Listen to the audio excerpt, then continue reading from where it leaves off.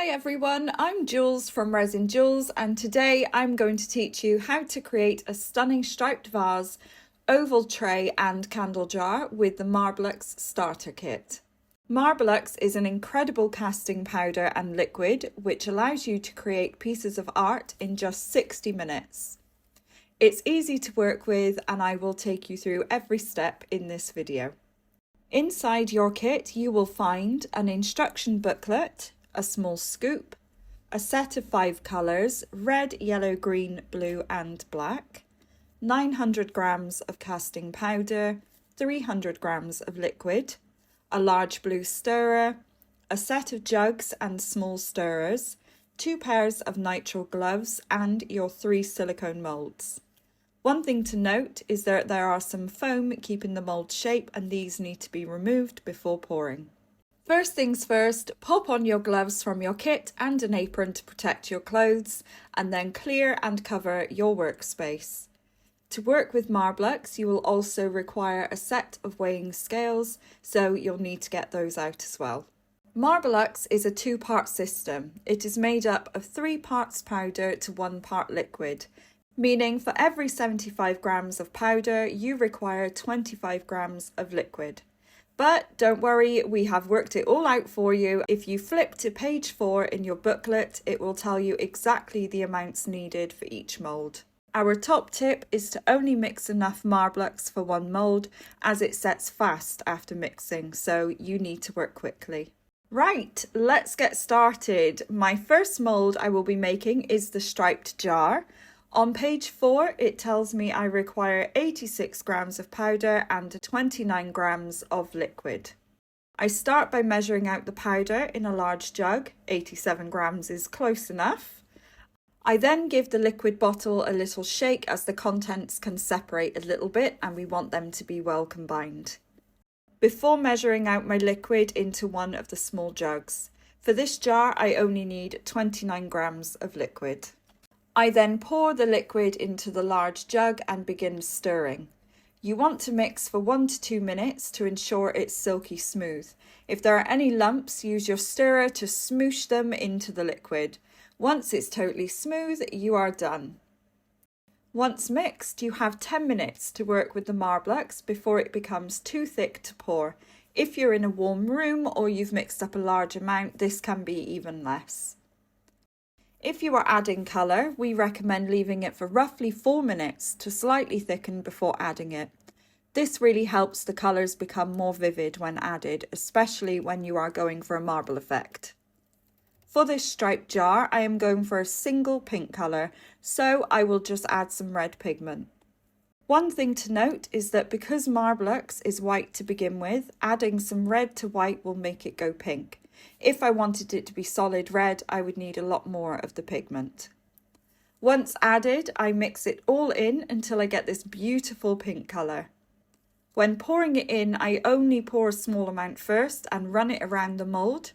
I give the edges all a pinch and this helps get out any trapped air bubbles. I then pour the remainder of the marbelux in to get it right to the top.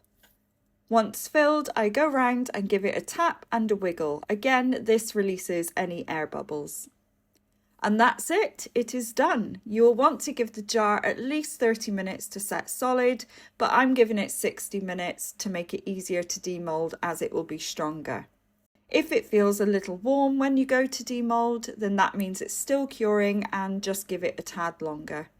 Before I demould mine, I'm going to make the oval and the striped vase and then demould them all together. To clean up, you can simply use a wet cloth or wipe and then wash the jugs.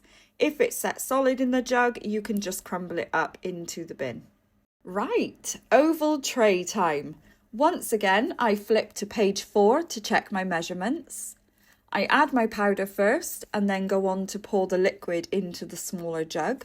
Once combined, I stir for 2 minutes until it's silky smooth.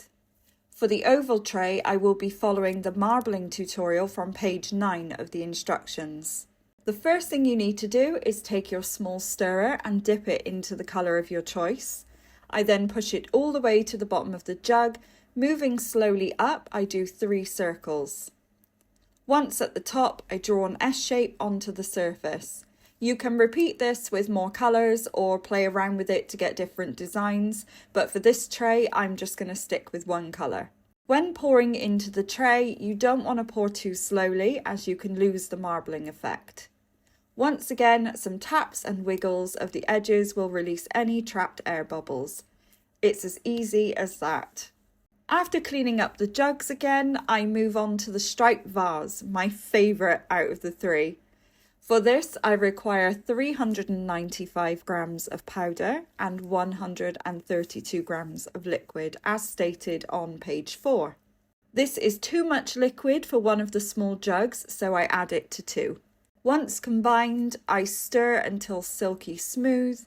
This is one of the largest, and so you may feel it needs more liquid, but I promise it will all of a sudden mix in perfectly if you keep stirring. For this one, I'm going to show you how throwing in any colour you feel like will still result in something beautiful. I've added some drops of red and some drops of blue. I'll give it all a quick stir with the large stirrer, but not too much so it keeps that marble look. Once again, I only pour in a small amount first and give it a pinch to release any trapped air bubbles. I then pour the rest up to the top, and doesn't this pour look absolutely stunning?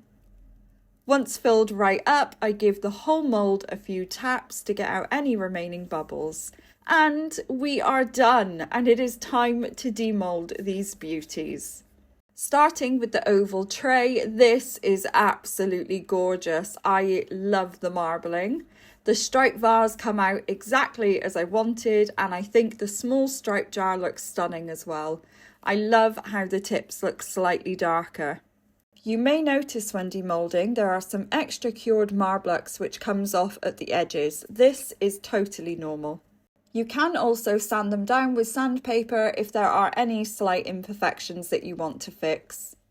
I hope you all had as much fun as I did.